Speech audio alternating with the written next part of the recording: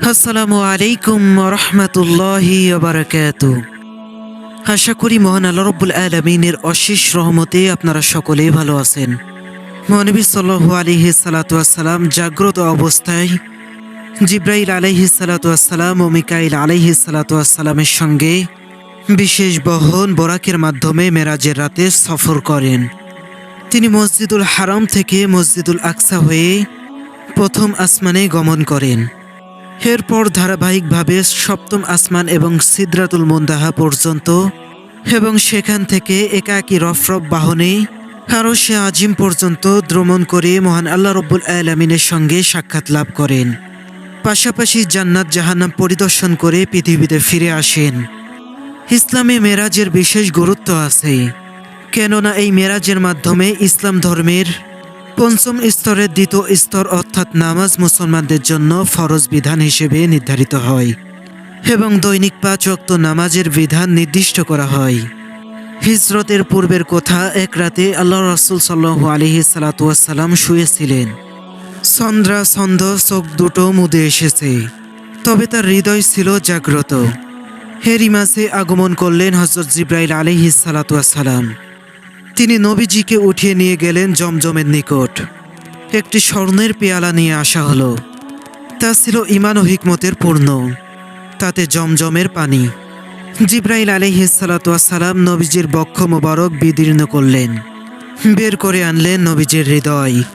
জমজমের পানি দিয়ে তা ধুয়ে আবার প্রতিস্থাপন করে দিলেন সেই জায়গায়। ঈমান ও হিকমতের পূর্ণ করে দেওয়া হলো নবীজির কলব।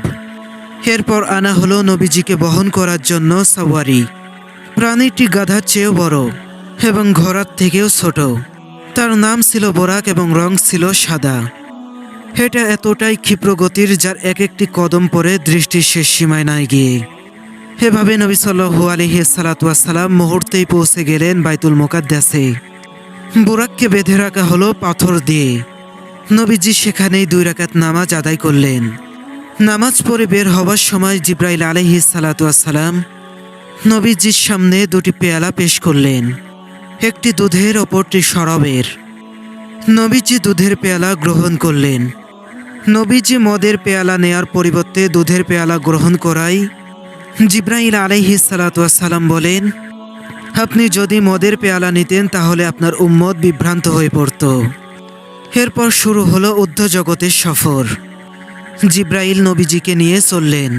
প্রথম আসমানে গিয়ে দস্তক দিলেন। প্রথম আসমানের ফেরেশতা জিজ্ঞাসা করলেন, কে? ফেরেশতা জিবরাইল বললেন, আমি জিবরাইল। ফেরেশতারা তাকে জিজ্ঞাসা করলো, আপনার সাথে কে? ফেরেশতা জিবরাইল আলাইহিস সালাতু ওয়াসসালাম বললেন, আমার পাশে মুহাম্মদ সাল্লাল্লাহু আলাইহি সাল্লাম। জিজ্ঞাসা করা হলো, তার কাছে কি আপনাকে পাঠানো হয়েছে? জিবরাইল আলাইহিস সালাতু ওয়াসসালাম বললেন, হ্যাঁ। এরপর নবীজিকে সম্ভাষণ জানানো হলো। উত্তম আগমনকারী আগমন ঘটেছে। খুলে দেওয়া হলো নবীজির জন্য আসমানের দরজা। নবীজি প্রথম আসমানে গেলেন। সেখানে ছিলেন হযরত আদম আলাইহিস সালাতু ওয়াসসালাম।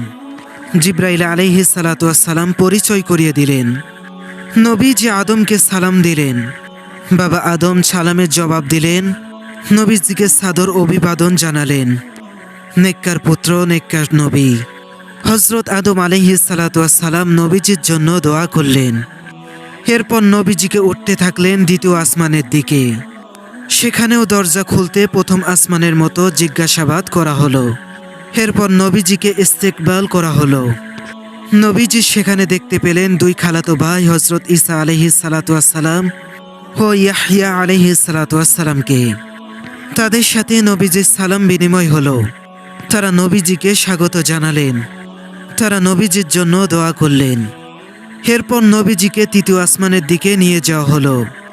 সেখানে 2 আসমানের মতো জিজ্ঞাসাবাদ করা হলো এবং নবীজিকে স্বাগত জানানো হলো। সেখানে গিয়ে দেখলেন হযরত ইউসুফ আলাইহিস সালাতু ওয়াসসালাম। হযরত ইউসুফ আলাইহিস সালাতু ওয়াসসালামের সাথে নবীজির সালাম ও কুশল বিনিময় হলো। নবী সাল্লাল্লাহু আলাইহি সাল্লাতু ওয়াসসালাম বলেন, হযরত ইউসুফকে যেন দুনিয়ার অর্ধেক সৌন্দর্য ঢেলে দেওয়া হয়েছে। এরপর চললেন চতুর্থ আসমানের দিকে। সেখানেও পূর্বের মতো জিজ্ঞাসাবাদ করা হলো এবং জিজ্ঞাসাবাদ শেষে স্বাগত ও সম্মান জানানো হলো। সেখানে হজরত ইদ্রিস আলাইহিস সালাতু ওয়াস সালামের সাথে সাক্ষাৎ হলো। সালাম ও কুশল বিনিময় হলো তাদের। হজরত ইদ্রিস আলাইহিস সালাতু ওয়াস সালাম নবীজির জন্য দোয়া করলেন। এরপর চললেন পঞ্চম আসমানের দিকে। সেখানে হজরত হারুন আলাইহিস সালাতু ওয়াস সালামের সাথে সাক্ষাৎ হলো। এরপর চললেন ষষ্ঠ আসমানের দিকে। সেখানেও পূর্বের পর্বগুলোর মতো জিজ্ঞাসাবাদ করা হলো। এরপর নবীজিকে অভিনন্দন জানানো হলো। সেখানে গিয়ে দেখলেন হজরত মুসা আলাইহিস সালাতু ওয়াস সালাম। হজরত মুসা আলাইহিস সালাতু ওয়াস সালাম নবীজিকে খুব সম্মান করলেন এবং নবীজির সাথে কুশল বিনিময় করলেন এবং নবীজির জন্য দোয়া করলেন।